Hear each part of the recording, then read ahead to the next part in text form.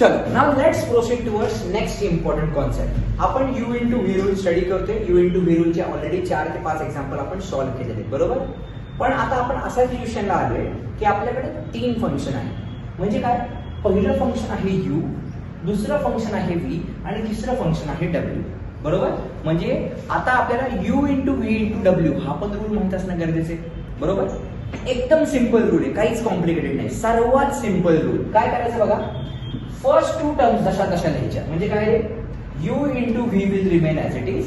आता जी तिसरी टर्म आहे त्या तिसऱ्या टर्मचा डेरिव्हेटिव्ह लिहायचा. म्हणजे किती आला रे तो, dw अपॉन dx प्लस, बघा चेक करा, मी काय केलं, आधी पहिल्या 2 टर्म घेतल्या, तिसऱ्या टर्मचा डेरिव्हेटिव्ह घेतला. आता मी काय करणार, या दुसऱ्या टर्म घेतोय, दुसरी आणि तिसरी घेतोय राईट. म्हणजे काय मिळालं सांगा, vw इंटू कोण राहिलं रे, u राहिला, मग जो राहिला त्याचा डेरिव्हेटिव्ह म्हणजे इथे किती येणार आहे, du बाय dx प्लस. आता मी काय करतो, पहिली आणि तिसरी घेतो, येस ऑर नो. म्हणजे काय मिळालं सांगा, uw इंटू कोण राहिलं आपलं, v, म्हणजे इथे किती आलं रे, dv अपॉन dx झाला. हा झाला आपला u into v into w. मी काय केलं, first 2 terms will remain as it is, derivative of third, plus second आणि third will remain as it is, derivative of first, plus first and third will remain as it is, derivative of second बरोबर. लक्षात कसं ठेवायचं, हा formula म्हणायची गरज नाहीये, हा लक्षात ठेवा, that is what is very important. पण हे तुम्हाला माहित असणं गरजेचं आहे बरोबर. कसा कसा रूल आला लक्षात आलं नक्की सर्वांच्या. आता या टाईपचा आपण एखादं एक्झाम्पल सॉल्व्ह करून बघूया. आता याच्यामध्ये काय दिले बघा, या केसमध्ये आपल्याकडे 3 फंक्शन दिलेत बरोबर. x रेस टू 3/2 पहिलं फंक्शन आहे, e रेस टू x दुसरं फंक्शन आहे आणि log x हे माझं तिसरं फंक्शन आहे. So can I say in this case this is what is my u, this is what is my v and this is what is my w बरोबर आहे का नाही. चला बरं मग याला सॉल्व्ह करूया. कसं सॉल्व्ह करणार आहे बघा, let's consider the given question. So consider y is equals to, काय दिले आता या केसमध्ये, देअरफॉर काय करूया आपण, differentiating with respect to what, with respect to x correct. मग आता या y चा डेरिव्हेटिव्ह काय आहे आपला, dy upon dx is equals to. आता रूल काय म्हणतो, पहिल्या 2 टर्म तशाच राहिल्या पाहिजे राईट. म्हणजे इथे किती आलं चेक करा, x raise to 3/2 into e raise to x will remain as it is into derivative of third term कोणती आहे माझी, log x. म्हणजे log x चा डेरिव्हेटिव्ह मी घेणार बरोबर इथपर्यंत ओके.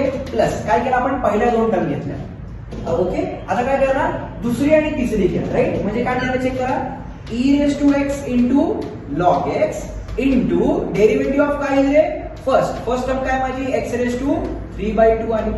मला काय म्हणायचं कळते, येस ऑर नो. प्लस आता मी काय करणार, let's take first and third बरोबर. म्हणजे काय म्हणायचं सांगा बरं, बोला. फर्स्ट आणि थर्ड नंबर जर नंबर घेतला, सॉरी बघा चेक करा, पहिली आणि तिसरी म्हणजे किती आलं सांगा, x रेस टू 3/2 इंटू काय मिळालं मला, log of x into derivative of middle term काय आहे माझी, e रेस टू x बरोबर. सिंपल रूल मी आपल्याला केला. चला आता डेरिव्हेटिव्ह कॅल्क्युलेट करायचं आपल्याला. म्हणजे काय मिळते आपल्याला चेक करा, this can be simplified as dy upon dx is equals to x raise to 3/2 into e raise to x into log x चा डेरिव्हेटिव्ह किती असतो रे, 1 upon x plus this e raise to x will remain as it is into log of x will remain as it is. इथे काय करायला लागेल रे, x raise to n चा formula, x raise to n चा derivative काय असतो, n into x raise to n minus 1. इथं माझी n ची व्हॅल्यू किती आहे, 3/2. म्हणजे इथे काय मिळालं चेक करा, n into x raise to 3/2 minus 1 बरोबर आहे का रे. प्लस पुढे काय आलं माझ्याकडं, x raise to 3/2 into log of x into e raise to x चा डेरिव्हेटिव्ह किती असतो रे, e रेस टू x असतो बरोबर. त्याला आपण हात लावायचा. चला सिम्प्लिफाय करूया. लास्ट स्टेप मध्ये काय मिळालं चेक करा, dy upon dx is equals to this is x raise to 3/2. बघा इथे चेक करा, इथं अपॉन x आहे बरोबर. हा x जर वरती गेला, इथे किती आहे बघा, x रेस टू 1 आहे. हा x जर वरती गेला तर किती येईल, x रेस टू -1 येईल, -1 येईल. खाली +1 आहे ना, वरती गेल्यास किती येईल, -1 इंटू इथे काय राहिलं माझ्याकडं, e raise to x plus इथे चेक करा, e raise to x into log of x बरोबर आहे इंटू इथे काय राहिले 3/2 into this is x raise to. आता बघा 3/2 मधून 1 गेला म्हणजे किती, नुसता 1 म्हणजे किती आहे रे सांगा बरं. नुसता 1 म्हणजे आपला 1/1 आपण असं लिहितो. करा cross multiply, this is right punch 3 minus left पंच 2 अपॉन फ्रंट पंच. 3 मायनस 2 म्हणजे किती आलं रे, 1/2 करेक्ट. प्लस इथे किती मिळालं आपल्याला सांगा, x raise to 3/2 into log of x into e raised to x will remain as it is. आता ज्यावेळी मला याला सिम्प्लिफाय करा, हेच तुमचं आन्सर आहे. तुम्ही जर x raised to म्हणजे याला जर तुम्ही सिम्प्लिफाय नाही केलं, हे असं जरी ठेवलं तरी चालेल, पण होते सिम्प्लिफाय तर सिम्प्लिफाय करूयात आपण, कारण एमसीक्यू मध्ये कधी कधी असं होऊ शकतं. सिम्पलेस्ट फॉर्म तुम्हाला विचारू शकतात, बरोबर. मग आता चेक करा, इथे आपल्याला एक रूल माहित पाहिजे, कुठला? Law of indices. तिथे बघा माझा बेस किती आहे बघा, समजा a raised to m into दुसरा बेस आहे माझा a raised to n, बरोबर. मग दोघांचे बेस ज्यावेळी सेम असतात त्यावेळी ज्या माझ्या पॉवर्स असतात त्या काय होतं तरी ऍड होतात. म्हणजे इथे काय आलं, दोघांचा बेस एकच आला आणि m प्लस n झाला, बरोबर. या केस मध्ये सबट्रॅक्शन येते, बरोबर हो की नाही. मग या दोघांचा बेस सेम होणार आणि या दोघांमध्ये सबट्रॅक्शन होणार, बरोबर. म्हणजे काय मिळेल चेक करा, therefore dy upon dx is equals to x raised to 3/2 minus 1 असं होणार ते, बरोबर. इंटू पुढे काय राहिलं माझ्याकडे सांगा, what we are remaining with is e raised to x, बरोबर. e raised to x plus पुढच्या टर्म मध्ये काय राहिले, e raised to x into log of x upon 2 आणि तो 3 मी पुढे घेतो 3/2, बरोबर आहे का नाही. बघा हा 3/2 ला पुढे घेतला आणि त्यानंतर किती राहिलं माझ्याकडे x raised to 1/2 he term तशीच राहिली आपली, बरोबर. आता याला सिम्प्लिफाय करूयात लास्ट स्टेपला. लास्ट स्टेप काय बघा बरं, x raised to 3/2 log x आणि e raised to x, right. So plus इथे किती आहे, x raised to 3/2 into log of x into what is it, e raised to x. आता याला कसं करता येईल सिम्प्लिफाय, बघा dy upon dx is equal to, आपण आताच कॅल्क्युलेट केलं, 3/2 म्हणून 1 केला म्हणजे किती राहिला, x raised to 1/2 into e raised to x plus